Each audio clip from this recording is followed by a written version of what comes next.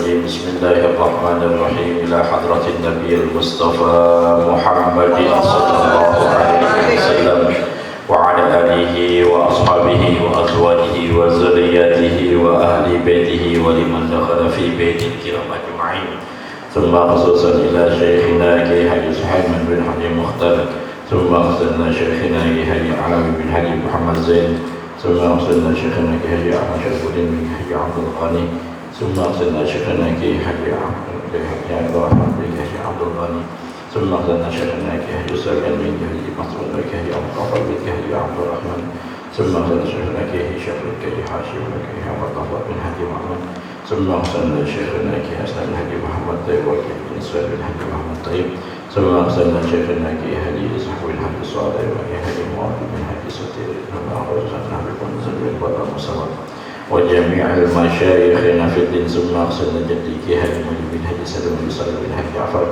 وجدتي حاجي معمر بن حاج الكن وجاستي بن حاج أحمد ثم أحسن أبي حيا الأسد بن حاج منصور ثم أرسلنا أبينا وأمهاتنا وأجدادنا وجدتنا وجميع المسلمين والمسلمات والمؤمنين والمؤمنات ثم أرسلنا صاحب هذا الكتاب الشيخ أحمد الزاد رحمه الله تعالى كل شيء لله لهم الفاتحة أعوذ بالله من الشيطان الرجيم بسم الله الرحمن الرحيم الحمد لله رب العالمين الرحمن الرحيم مالك يوم الدين إياك نعبد وإياك نستعين الصراط المستقيم صراط الذين أنعمت عليهم غير المغضوب عليهم ولا الضالين.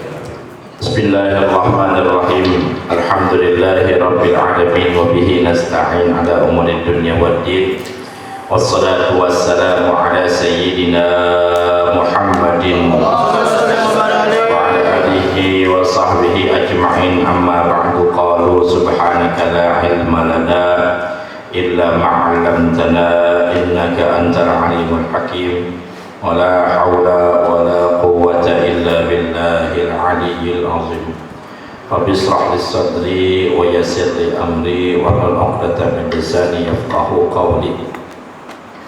قال مفسر رحمه الله تعالى ونفعنا الله به وبعلومه وبأسراره في الدارين آمين. فعند ذلك قال حبيب لما انتهى بصره إلى الجنة فعند ذلك dan ketika demikian itu qala Habibun berkata Habib An-Najjar lamma intaha basaruhu ilal jannati tatkala telah selesai penglihatannya kepada surga. Jadi melanjut kisah yang kemarin tentang kisah yang terdapat di dalam surah Yasin, yaitu kisah tentang Habib An-Najjar yang mereka berdakwah di dalam satu negeri, lalu kemudian ditolak dakwahnya, bahkan Habib An-Najjar disiksa oleh kaumnya karena Habib An-Najjar beriman kepada Rasul-Rasul yang diturunkan oleh Allah Subhanahu wa ta'ala. Kemarin kita udah dengar kisahnya bahwa Habib An-Najjar akhirnya ditangkap oleh kaumnya ketika dia memilih untuk Islam, tetap beriman kepada para Rasul-Rasul, dan akhirnya dia diikat dan dia disiksa dan dia ingin dibunuh oleh kaumnya. Tatkala dia pengen mati, begitu dia pengen dicabut nyawanya oleh Allah, Allah perlihatkan surga di hadapan dia. Jadi pas ketika dia lagi mendapatkan siksa, yang siksa itu hampir membawa kematian kepada dia, Allah perlihatkan surga. Jadi inilah dia rahasia daripada para orang-orang syuhada yang memang mereka Allah perlihatkan keindahan surga sebelum meninggal. Maka jangan heran kalau melihat orang mati syahid, matinya senyum. Jangan heran kalau melihat orang yang mati di jalan Allah, dia seperti bisa tersenyum. Apakah dia nggak merasa sakaratul maut? Rasain. Semua sakaratul maut semua orang pasti ngerasain. Tetapi ada yang tertutup oleh keindahan surga yang Allah tampakkan ketika dia pengen mati. Jadi ketika kita pengen meninggal dunia itu, tatkala sakaratul maut datang, itulah masa-masa di mana Allah Subhanahu wa taala ya dan setan berebut. Jadi Allah pengen hambanya meninggal dengan baik, setan pun menginginkan hambanya Allah itu jadi temannya ketika entar di neraka. Makanya kita selalu minta sama Allah ya untuk dimatikan dalam keadaan husnul khotimah. Kenapa? Karena ketika orang meninggal dunia, pengen meninggal dunia, itu setan pada datang ngegoda itu si makhluk biar apa? Biar mati dalam keadaan kafir. Nah ini banyak keterangan di kitab-kitab para ulama. Kita gimana? Ya kita karena kita belum ngerasain, kita percaya aja dengan para ulama. Mereka adalah orang-orang yang yang khusus Allah berikan pengetahuan tentang hal tersebut. Jadi setan-setan itu godain kita ntar ketika kita mau meninggal. Lain halnya ketika Allah Subhanahu wa taala memberikan nikmat, menunjukkan nikmat-nikmat berupa gambaran-gambaran kenikmatan di antaranya adalah surga di hadapan para orang-orang soleh yang meninggal dunia. Mereka merasakan sakaratul maut, tapi rasa sakaratul mautnya ketutup dengan rasa enak ya, dengan rasa indah yang Allah tampakkan. Orang kalau misalkan udah ngerasain rasa indah atau kebalikannya rasa takut dan lain sebagainya, biasanya rasa hilang. Orang kebakaran lagi buang air, ada yang teriak kebakaran, kira-kira ngambil baju dulu apa langsung lari? Langsung lari. Udah lupa masih rasa malu, bodoh amat malu belakangan, yang penting selamat. Nah itu orang terkadang kalau udah ada rasanya, udah ditunjukin rasa, lupa dengan rasa yang lain. Sakit sebenarnya, tapi ditunjukkan nikmat surga, hilang rasa sakitnya, ketutup dengan rasa nikmatnya. Anak muda lagi pacaran, lagi sedang kasmaran-kasmarannya, jalan sama wadonan, capek banget padahal dari sini ke Bandung, LDR, long distance relationship, ya, hubungan jarak jauh. Lakinya ada di Jakarta, wadonannya di Bandung. Begitu dia jalan ke Bandung, nggak punya motor, dia berusaha yang namanya minjem sama temannya, nggak dapat minjem, dia berusaha naik bus, nggak dapat bus, jalan kaki kalau perlu. Buat apa? Buat si Neng. Nah, begitu dia sampai di tempat si Neng, begitu dia sampai di tempat si perempuan, ditanya sama si Nengnya, capek nggak? Enggak. Kenapa si bisa jawab enggak? Lantaran ketutup rasa capeknya dengan indahnya melihat si Neng. Emang begitu. Orang kalau jatuh cinta kan orang tolol. Suruh ngapain aja mau. Makanya ada peribahasa begitu ya, kalau lagi jatuh cinta ya, tai ayam serasa coklat tuh. Emang begitu. Orang di mana-mana kalau digebuk itu marah, kalau digebuk sama pacar minta lagi. Digebuk yang ini belum. Ketutup itu rasa capek, ketutup itu rasa sakit dengan girangnya dia ketemu awal si sang kekasih. Begitu. Girangnya dia ketemu sang kekasih. Begitupun sama Habib An-Najjar ketika dia disiksa sama umatnya, ketika dia disiksa sama kaumnya, kok si Habib An-Najjar nggak merasa sakit, dia malah merasa nikmat. Kenapa? Karena dia diperlihatkan surga oleh Allah Subhanahu wa taala. Ketutup itu rasa sakitnya. Makanya dia ngomong ketika dia tatkala Habib An-Najjar telah melihat surga, apa kata Habib An-Najjar? Qala ya laita qaumi ya'lamun. Ini firman Allah. Tapi di dalamnya menggambarkan atau menceritakan tentang kisah si Habib An-Najjar yang menurut para ahli tafsir. Rasul Shallallahu Alaihi Wasallam yang menceritakan tentang hal ini kepada kaum kafir Quraisy pada saat itu. Kaum kafir Quraisy mereka pada hendak mau beriman, maka Rasul diperintahkan oleh Allah Subhanahu Wa Taala untuk menceritakan tentang penduduk Antakiyah dan tentang kisah Habib An-Najjar. Qala berkata si Habib An-Najjar, ya laita qaumi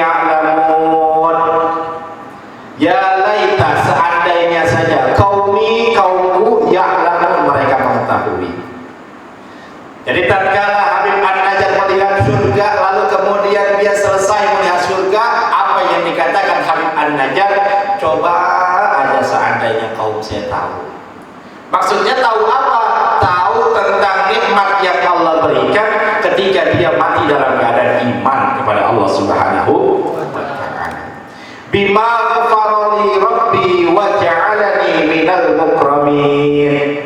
Bima ghafara li rabbi, dengan sebab apa mengampuniku oleh Tuhanku, wa ja'alani, dan menjadikan aku minal mukramin, di antara orang-orang yang dimuliakan. Coba aja seandainya kaum saya tahu tentang bagaimana Allah ampuni dosa-dosa saya dan Allah muliain saya, katanya. Kata Habib An-Najjar. Ini adalah harapan dia. Tapi dia udah gak bisa berbuat apa-apa. Karena apa? Karena udah di ujung daripada umurnya. Udah sampai ajalnya. Ketika di ujung malah dia memikirkan, coba seandainya umat saya tahu ya, Allah ampuni dosa-dosa saya, Allah muliain saya lantaran saya bertahan dalam keadaan muslim, mati dalam keadaan Islam. Iman, karena iman ini sesuatu yang mahal buat kita ya. Iman ini sesuatu yang mahal buat kita.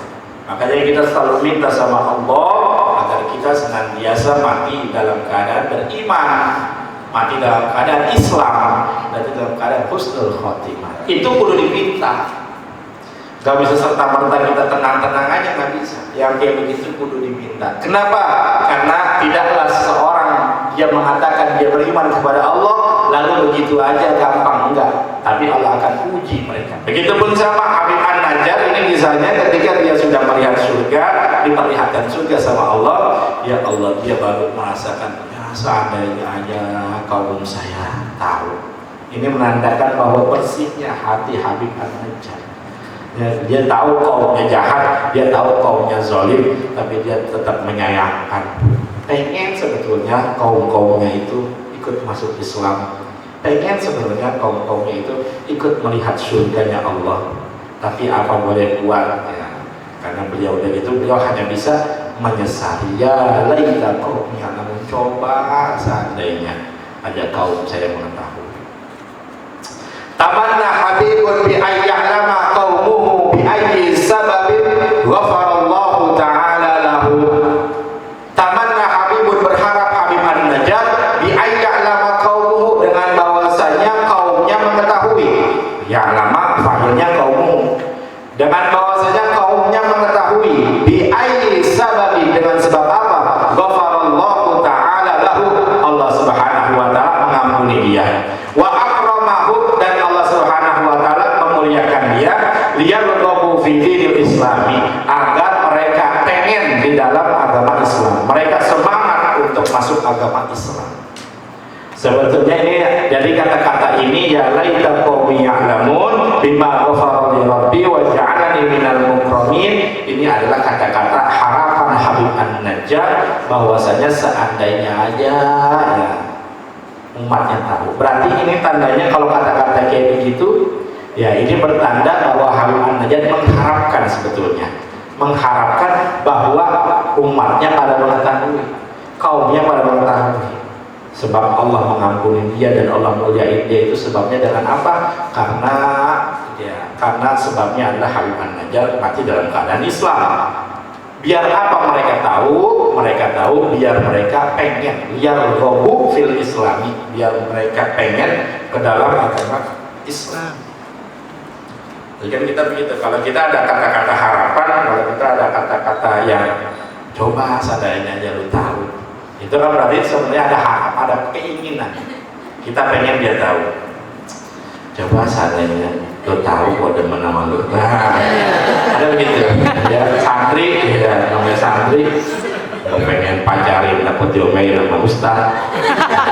Tadi gua dikeluarin namanya dari jadi santri. Tapi hati nggak bisa bohong.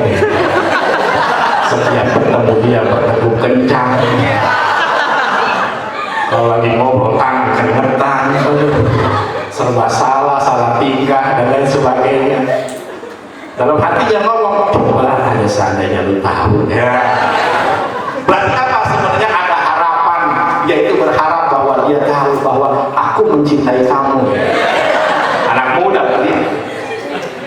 Itu kan harapan namanya. Jadi kata-kata harapan kayak begitu adalah sebenarnya adalah pengen bahwa dia tahu. Begitupun sama kata-kata Habib An-Najjar ini, coba seandainya umat saya tahu ini harapan Habib An-Najjar, sehingga Habib An-Najjar pengennya dia tahu.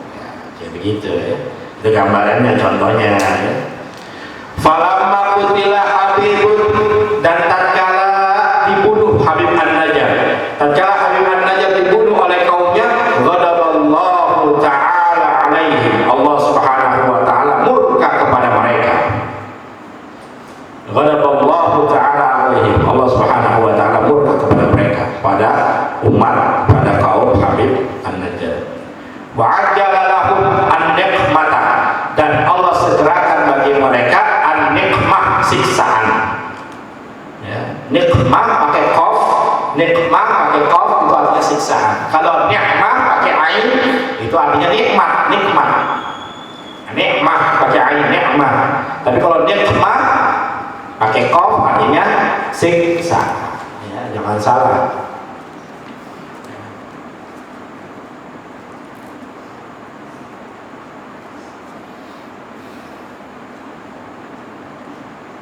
Wa amarallahu, dan Allah memerintahkan Jabraila, malaikat Jibril alaihi salam, ayyuhlikahum, bahwasanya membinasakan mereka.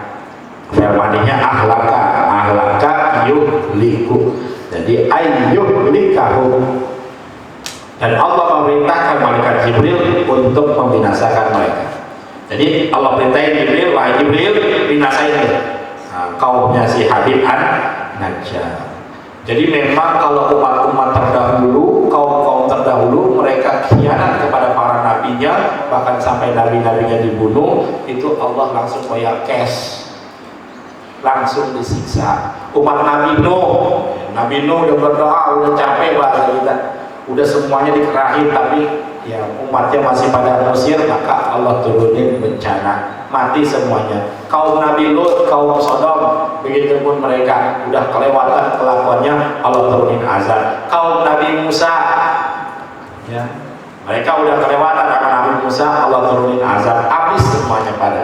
Tapi cuma kaum Nabi Muhammad SAW yang tidak dibayar cash sama Allah. Ini lantaran rahmat dan kasih sayangnya Nabi SAW.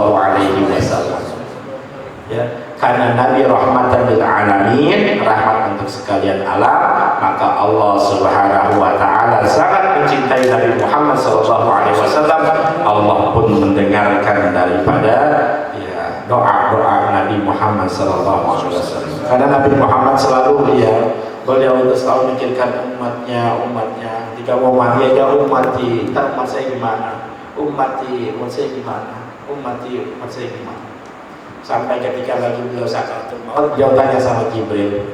Ya, ketika itu baginda Rasul Shallallahu Alaihi Wasallam sedang merasakan sakaratul maut, lalu dia bertanya kepada Jibril, wahai Jibril, tolong kabarkan kepada saya bagaimana keadaan umat saya setelah saya meninggal. Maka Jibril mengatakan bahwa ya Rasulullah, tidak akan pernah dimasukkan surga. Ya, surganya Allah Subhanahu wa taala tidak akan pernah dimasuki makhluk sebelum semua umat engkau masuk ke dalam surga. Masya Allah. Jadi surga bakalan pertama dimasukin oleh umat Nabi Muhammad sallallahu alaihi wasallam. Jadi begitu. Mikirin umat. Begitu. Orang tua mikirin anak, pemimpin mikirin rakyatnya. Mau begitu biasanya.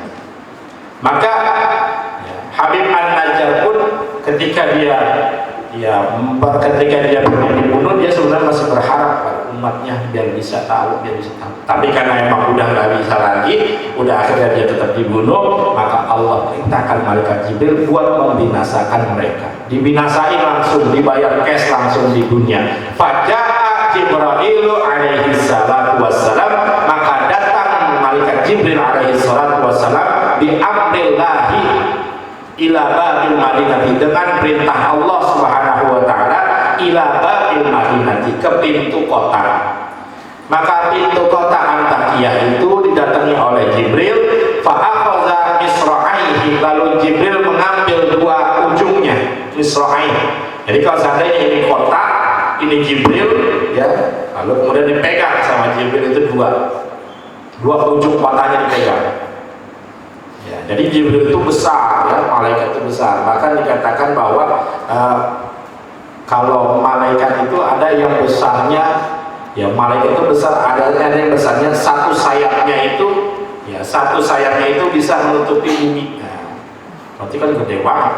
Satu sayap bisa menutupi bumi. Bagaimana Jibril itu biangannya malaikat. Beliau dikenal, dapat julukan Al-Amin. Ya, malaikat paling amanah. Kenapa? Kerjaannya bawa amanah, bawa wahyu kepada Nabi Muhammad SAW. Daripada malaikat-malaikat semuanya, yang paling termulia kedudukannya adalah Jibril. Ya. Kalau dalam Nabi, para anbiya, yang paling termulia adalah Nabi Muhammad SAW. Semua dalam hal ini ada tuannya, ada biangannya. Hari-hari paling mulia adalah hari Jumat. Semua ada. Ya. Maka semua ada. Bulan-bulan paling mulia adalah bulan Ramadan. Jadi semua bulan, semua segala sesuatu ada biangannya. Malaikat pun ada biangnya. Ada yang paling mulia, yaitu malaikat Jibril alaihissalam. Ya. Maka Jibril pun datang. Dia datang ke pintu kota, lalu diambil dua ujungnya. Wa harraqal madinata, dan dia menggoyang-goyangkan kota itu. Digoncangin sama Jibril. Wasaha sayhatan azimatan, dan dia berteriak dengan teriakan yang keras. Famatu jami'an, maka mereka mati seluruhnya. Ini adalah kisah tentang penduduk Antakiyah yang oleh Allah Subhanahu wa ta'ala diceritakan di dalam surah Yasin. Nah, cerita ini dikutip, ya, cerita ini Allah Subhanahu wa ta'ala letakkan biar apa? Biar Nabi Muhammad SAW menceritakan kepada para kafir, para orang-orang kafir. Jadi pada saat itu banyak orang kafir yang tidak percaya dengan Nabi Muhammad dan tidak mau ikut ajaran Nabi Muhammad, maka Nabi Muhammad menceritakan tentang kisah Antakiyah. Biar apa? Biar mereka itu bisa ikutin daripada mengambil pelajaran daripada penduduk-penduduk Antakiyah. Jadi kita paling enak itu memang salah satu metode buat ajak orang adalah ceritain kisah-kisah tentang orang terdahulu. Ada anak durhaka sama orang tuanya, ceritain kisah paling kundang, kan begitu. Paling kundang kurang ajar mamanya jadi batu. Ini ada fotonya ini YouTube-nya ada dulu. Nakut-nakutin bocah. Gitu. Mau kemarin orang kalau kagak sholat di kuburannya tebelan dua, pocongnya keluar. Nakut-nakutin, namanya nakutin begitu cerita. Gentayangan tahu pocongnya. Emang kenapa dia? Karena dia nggak sholat. Di dalam ada ular, dalamnya diseksa, jadi dia nggak betah, dia keluar pocong. Jadi pocong. Kamu mau jadi pocong nggak? Enggak, sholat makanya. Oh iya sholatnya sholat. Bocah namanya bocah. Jadi kadang diberikan ancaman berupa cerita-cerita yang memang penduduk-penduduk terdahulu, masyarakat-masyarakat terdahulu. Kadang juga dikasih yang namanya mubasyarah, diberikan kabar gembira, diiming-imingi. Kalau sholat, kalau zakat, kita masuk surga. Surga itu adalah di dalamnya terdapat bidadari. Itu kan iming-iming namanya. Itu salah satu metode juga yang Allah terapkan di dalam Al-Quran agar mengajak para umat Nabi Muhammad untuk beribadah kepada Allah Subhanahu wa ta'ala. Kita mau ngajak anak kecil, iming-imingin sholat. Kalau kita sholat, mak beliin permen. Kalau kita sholat, abang beliin permen. Kalau sholat, abang ajak jalan-jalan naik Mio ya. Jangan kita apa? Iya. Mau nggak naik motor? Mau sholat dulu. Oh iya sholat. Diiming-imingin. Oh sholat tuh, kalau sholat kayak dia loh. Kenapa? Tuh dia mau diajak jalan-jalan sama emaknya. Bisa naik bus, tahu bus tayo yang begini. Mau nggak kayak gitu? Mau. Nah sholat dulu, sholat. Terkadang iming-iming perlu juga. Ya, kita makanya punya anak, iming-iming juga. Jangan kita cuma ancam doang. Sholat kagak lu, kalau sholat pet. Jangan sampai sholat kagak. Kalau sholat, ntar bawa ajak jalan-jalan. Kalau sholat, ntar bawa tambahin duit jajannya. Kalau sholat, ntar bapak beliin mainan. Itu kadang begitu juga. Jangan nabok mulu maunya. Sholat kalau kagak bawa tempeleng, bisa tempeleng aja. Sholat kalau kagak bawa kurung di kamar mandi. Jangan begitu mulu, jangan ngancem mulu. Ancaman kadang boleh, lalu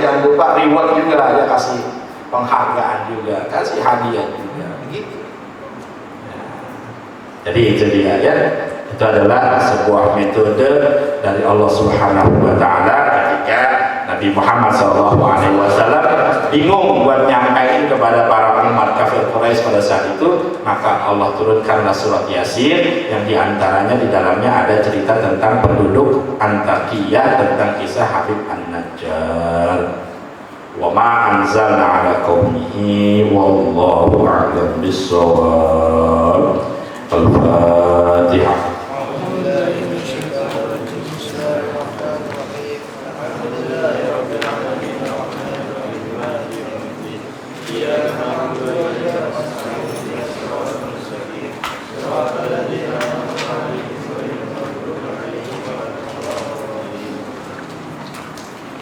Bacakan surat Al-Fatihah ini buat para donatur kita, buat para orang-orang yang menyisihkan hartanya buat majelis kita. Ya, semoga Allah Subhanahu wa taala balas dengan pahala yang berlimpah, dan Allah Subhanahu wa taala ganti rezekinya dengan rezeki yang banyak, yang luas, lagi halal. Amin ya rabbal alamin ya. Karena kata Rasul sallallahu alaihi wasallam, mana qasul malun sadaqah bal yazdad. Tidaklah berkurang harta yang disedekahkan, melainkan dia akan terus bertambah dan bertambah dan bertambah. Maka ini adalah doa kita buat para orang-orang yang baik kepada kita, dia mau nyumbang majlis kita ya, lalu kemudian yang atas juga masih dibangun, masih alhamdulillah masih ada aja yang ngirimin teman-teman ya, bahkan Mas Murdi lagi Mas Murdi tuh kemarin transfer lagi 2 juta. Mas Murdi guru nih ada saya sama teman katanya. Oh ya, makasih Mas. Alhamdulillah. Kita doain. Saya doain di sini ya. Kita doakan ya agar Allah ganti rezekinya. Amin ya rabbal alamin. Ala haziniya wa ala kulli niyatin shalihah. Al-Fatihah. A'udzubillahi minasyaitonir rajim. Bismillahirrahmanirrahim. Alhamdulillahirabbil alamin arrahmanir rahim maliki yaumiddin. Iyyaka na'budu wa iyyaka nasta'in. Shiratal mustaqim. Shiratal ladzina an'amta 'alaihim ghairil maghdubi 'alaihim waladdallin. Bismillahirrahmanirrahim. Rabbil Rahman bima